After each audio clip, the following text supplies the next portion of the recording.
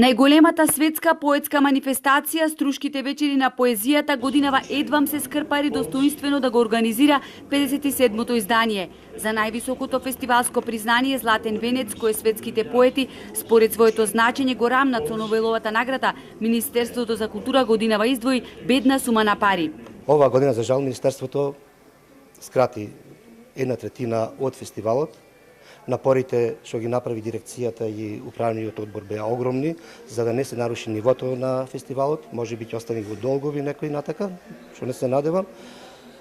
Но тоа е еден преседан во однос на државата и односот кон нашите културни манифестации, пред се ова манифестација која е еден најголем бренд македонски.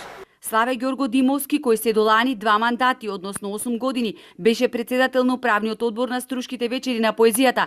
Вели дека своевремено правеле огромни напори фестивалот да се најде на поетската мапа на светот и кога во тоа се успеа, парите кои државата сега ги издвои не се доволни да се покријат основните потреби за организација на фестивалот.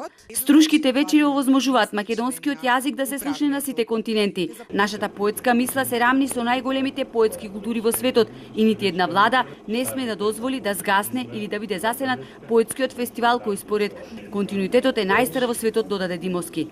Што се однесува пак до поддршката на локалната самоуправа, која поранешната локална власт 4 години ги бойкотираше Струшките вечери, од оваа директорот Стефовски очекувал одлична соработка.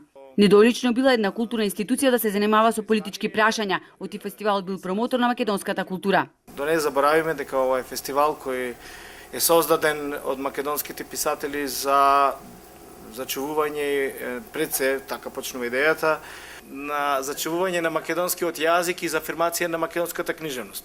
Годинешниот лауреат, полскиот поет Адам Загаевски, зборуваше за значењето на поезијата. Да го зачува човечкото достоинство на различни начини, за да се зачува дигнитетот на човечкиот живот е навистина задача на поезијата.